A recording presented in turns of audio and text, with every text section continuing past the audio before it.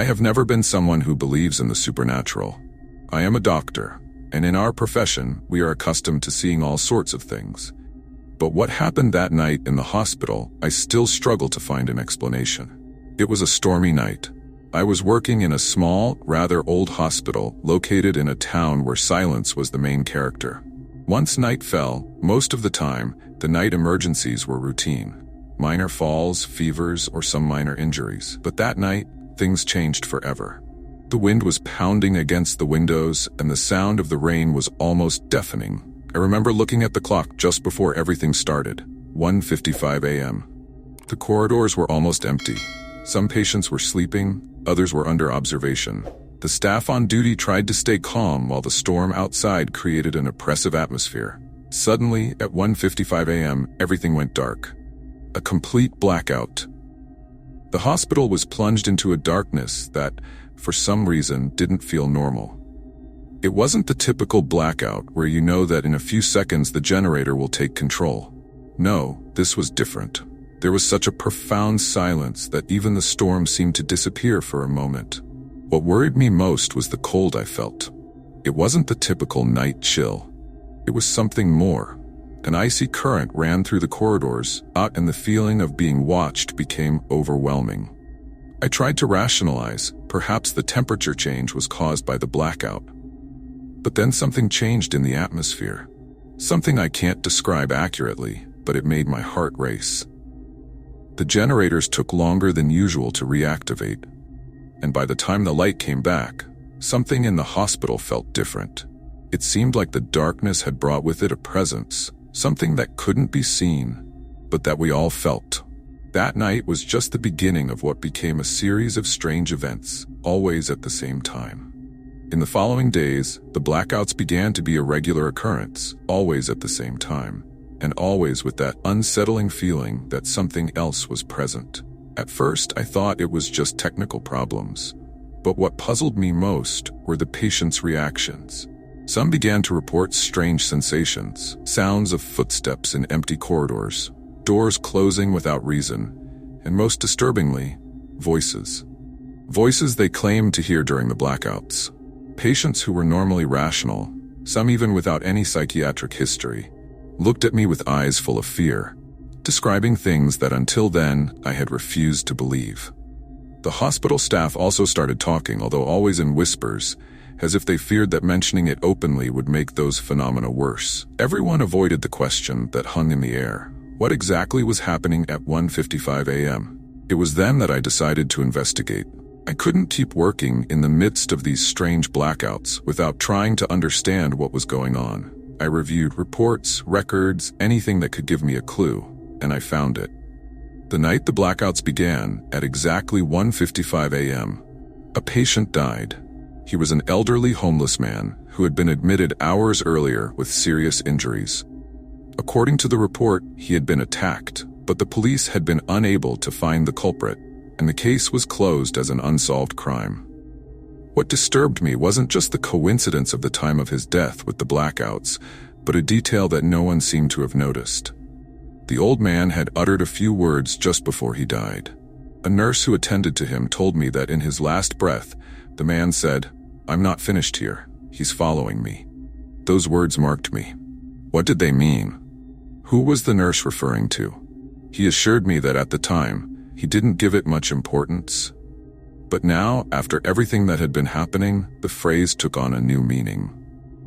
Weeks passed, and the phenomena continued. At 1:55 a.m., the lights would fail, the machines would stop working, and the hospital would be plunged into total darkness. No one dared to walk the corridors during those minutes. But those who did claimed to have seen a figure, the silhouette of a man who would disappear as soon as the light returned. At first, I thought it was just talk, the result of collective fear. But one night, I saw it myself. I was in the emergency room, checking on a patient, when suddenly the blackout happened again. The generator took time to reactivate, and in those minutes of darkness, I felt a presence behind me. I turned slowly, and there in the corridor, I saw it. It was just a shadow, but its shape was clearly that of a man. He wasn't walking, he wasn't moving, he was just there, watching. My heart stopped for a second, and when the light came back, there was no one there. From that moment, I knew that what was happening in the hospital wasn't something that could be easily explained. I continued investigating and discovered that the old man had been attacked by someone who was never identified. The case, full of irregularities, seems to hide something deeper. Perhaps the killer was still free, but what was clear is that somehow the old man's soul didn't rest in peace. I don't know if the mystery of what happened that night will ever be solved, but what I can assure you is that since then, every time the clock strikes 1:55 a.m. in that hospital, we all feel the same thing, a presence we can't see, but that watches us from the darkness, waiting. I work in a small, rural hospital, one of those places that has aged poorly over time. The walls are worn, the lights flicker from time to time, and the generator breaks down too often. No one really cares when the lights go out, but there's something about those blackouts that has always made my hair stand on end. The first time I noticed it was several months ago, on my night shift.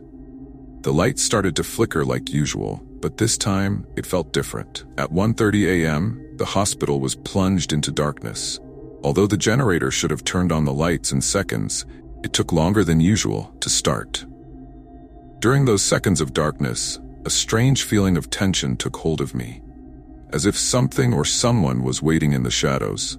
On that occasion, I was checking on the patients in the intensive care wing, and everything seemed to be in order. The monitors were buzzing, the machines were breathing for the patients. But there was something in the air, something I couldn't see, but definitely felt. I walked down the corridor with my flashlight. The beam of light seemed dimmer than it should. At the end of the corridor, a shadow moved quickly, so fleeting that for a moment I thought it was a product of my imagination. I decided not to mention it to anyone. The following night, the same thing happened. The generator failed again. The lights flickered, and during the seconds of darkness, I felt a presence. I couldn't see it, but I knew it was there. I don't know how to explain it, but the feeling was the same every time the lights went out, as if something was waiting for that precise moment. The blackouts weren't unusual, but I started to realize that they always happened at the same time, and always in the intensive care wing. I couldn't shake the feeling that there was something behind those electrical failures. The shadows seemed deeper and the air denser. One night, while making my usual rounds, the blackout happened again. I was walking down the corridor when the lights went out completely. This time, the darkness lasted longer than usual, and in the middle of it, I felt a cold breeze that ran down my spine, as if someone had passed close to me. There were no windows open, there were no drafts, but that feeling was as real as anything I had ever felt before. I didn't want to alarm myself, so I continued with my duties, although I noticed that the patients in the wing seemed more agitated during the blackouts. Some murmured in their sleep. Others moved their hands restlessly, as if they felt the same thing as me. Everything became strange, as if a heavy, dense energy took over the place. I decided to share what I was feeling with a colleague, but the answer I got was the expected one. It's stress. It happens in all hospitals. Although I tried to convince myself that he was right, I couldn't shake the feeling that there was something more behind all this. One night, while reviewing the medical records of one of the most serious patients, a blackout longer than usual surprised me. Everything went silent. Even the hum of the monitors was gone. The generator took time to start, and for a few minutes, the hospital was plunged into a disturbing darkness. Then, in the middle of that darkness, I heard it. It wasn't a loud sound, more like a whisper, something so soft that it was barely audible, but clear enough to make my skin crawl. It seemed to come from the end of the corridor, where there was no one else but me. I moved forward slowly with my flashlight, although I didn't want to. Every step felt heavier, and the air colder. Halfway down the corridor, the light flickered. But this time, it wasn't just the flashlight. When I looked up, I saw something move among the shadows. It was just a dark silhouette, but its presence made me stop dead in my tracks.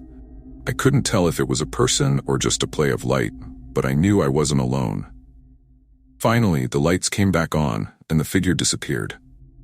I stood still for a few seconds, trying to process what I had just seen.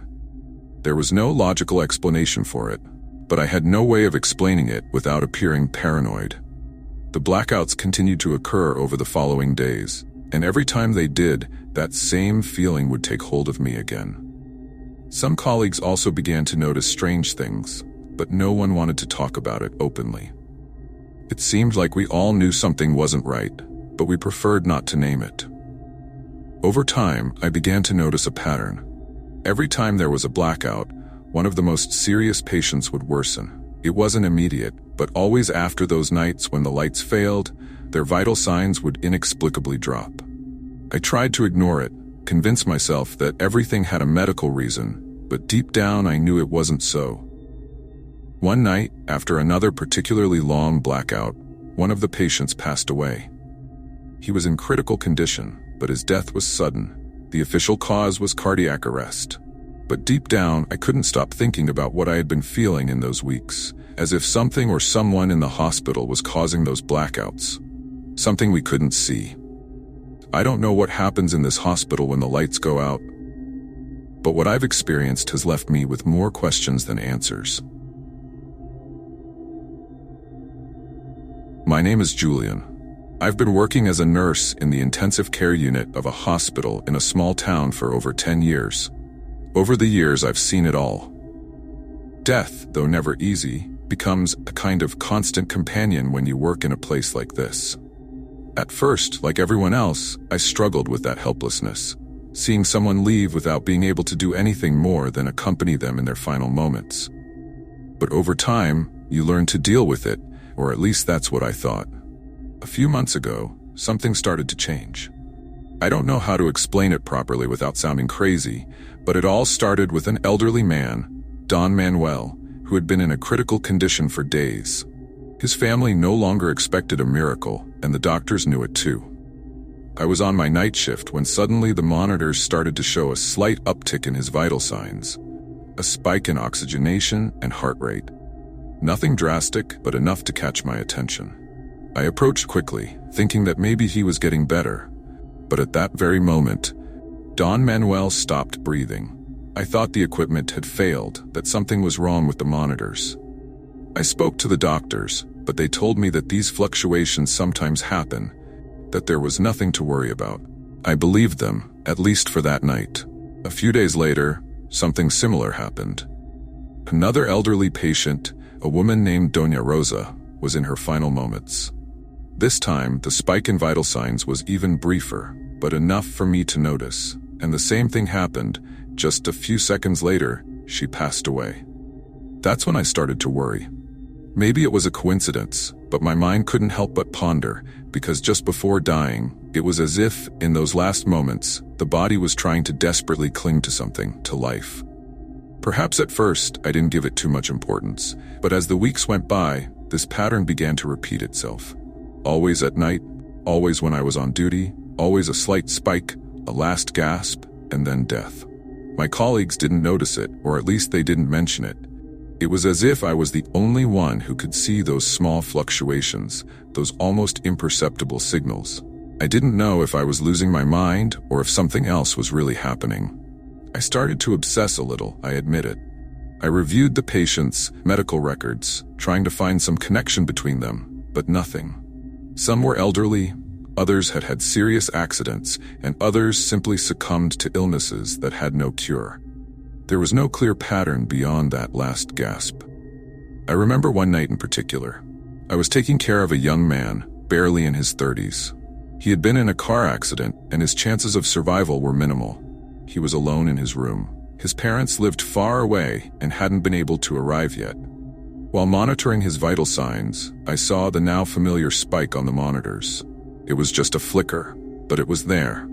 I approached, worried, and at that precise moment, the man opened his eyes. He didn't say anything, but his gaze fixed on mine.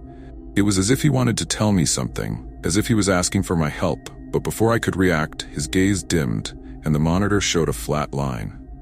That night, I went home with a knot in my stomach. I couldn't sleep. The feeling of helplessness was overwhelming. What was happening?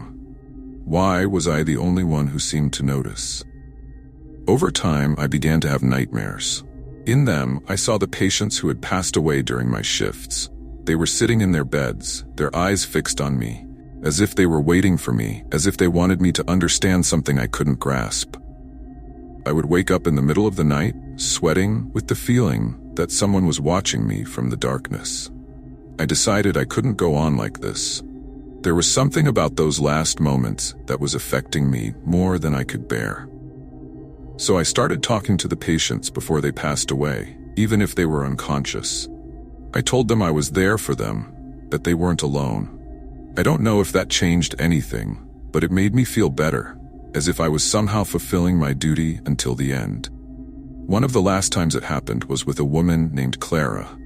She had been in a coma for days, and the doctors had already warned her family that there was nothing more they could do. That night, just before she passed away, the monitors showed that slight increase in her vital signs again. I approached her bed, and although I knew she couldn't hear me, I whispered to her that everything was all right, that she could rest. When the monitor showed the flat line, I felt a strange peace, but also an unease that I couldn't shake. I was convinced that those last gasps, those brief fluctuations, weren't just equipment failures or natural reactions of the body. It was something more, something I couldn't fully understand, but that was repeating itself more and more often over the months. I've thought a lot about what it could mean. Perhaps those gasps are the soul's last efforts to cling to life. Or maybe they're a form of farewell, a way to make their presence felt one last time before departing. I don't know if I'll ever fully understand it, but every time it happens, I'm left with that feeling that in those final moments, we're closer to the inexplicable than we could ever imagine. Perhaps there's no clear answer, but what I do know is that those last gasps have taught me something.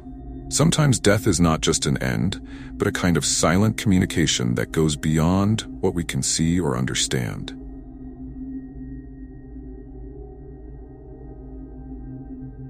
A few years ago, I worked in a hospital that always had a somewhat dense atmosphere. I couldn't tell you if it was the environment or if I was simply letting myself be carried away by fatigue, but something about that place never made me feel completely comfortable. It was an old hospital with long, dimly lit corridors and high ceilings that made every step resonate more than usual. I remember one night in particular, one that has remained etched in my memory as if it happened yesterday. It was my night shift, like many other times, and it wasn't particularly unusual for the hospital to be quiet at that hour. My area of responsibility was the cardiology ward, and although there was always movement, the nights used to be calmer. It all started around 2 a.m. I was finishing up checking on the patients when suddenly the phone on the ward's desk rang. The strange thing is that at that hour, it rarely rang. Most calls came through reception, and if something urgent happened, it didn't come through other means. At first, I thought it would be a colleague or a wrong number. However, when I picked up the receiver, I only heard silence. On the other side, I tried to speak. I asked who was calling, but I didn't get an answer.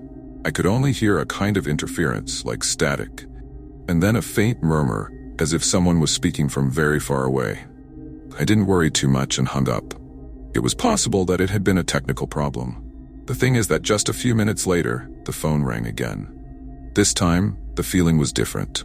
Something in me tensed up. I answered again, but again, there was only that static on the other side. And again, an unintelligible murmur. This time, the sound seemed clearer to me, although it was still impossible to distinguish what was being said. I hung up for the second time, but this time I wasn't so calm. I don't know if it was my imagination, but I felt a pressure in the atmosphere. The empty corridors and the silence of the hospital only made my discomfort grow. I decided to continue with my work, but when I passed by one of the patients' rooms, I heard something that stopped me. One of the monitors started to beep, indicating that a patient's vital signs were fluctuating. I approached to see what was going on, and I saw that the patient, an elderly man who had had a heart attack days earlier, was awake and staring intently at the door. I asked him if he was all right, if he needed anything. I looked into his eyes, but he didn't answer immediately. After a few seconds, he simply said to me, "She's here." That froze my blood. I asked him who he was talking about, but he only pointed towards the corridor. Of course, there was no one there. I tried to calm him down, telling him he might be confused or dreaming, but he looked at me with a seriousness that left me speechless. I decided to let him rest and continued my rounds. The corridor felt colder than usual, but I convinced myself that it was all coincidences until the phone rang again. When I answered, this time there was no static. What I heard was a weak, broken voice, almost a whisper. I could barely understand what she was saying, but it sounded like a woman, and the little I managed to grasp was something like, "Help me. I'm lost." My body went numb instantly. I didn't know what to say. I tried to ask who she was, if she needed assistance, but before I could continue, the call was cut off. This time, I didn't hang up the line. It simply cut off on its own, as if the call had never existed. I decided to check the call history in the system, just to confirm that I wasn't imagining things. However, to my surprise, there was no record of incoming calls at that time. None. What I had heard shouldn't have been possible. In the following days, I tried not to think too much about it. Work at the hospital continued, and although the uncomfortable feeling persisted, I hadn't received any more strange calls until one of my shift partners told me something that left me thinking. She told me that many years ago, there had been a nurse who worked in the same hospital. Apparently, an error during a medical emergency ended up taking the life of a patient on her shift. After that, guilt consumed her, and she ended up taking her own life. It was said that on the quietest nights, you could hear her footsteps in the corridors, or even receive calls from an unknown number. I don't know if what happened to me that night is related to that story, but what I do know is that since then, every time the phone rings on the night shift, something inside me tenses up. I can't help but think about that weak voice asking for help from somewhere beyond what we can understand. Maybe it's just another legend, or maybe something or someone is still trapped in those long corridors, unable to rest. I don't have the answer, but that night changed something in me. I can't ignore the possibility that sometimes what we think is just a story has deeper roots than we can imagine.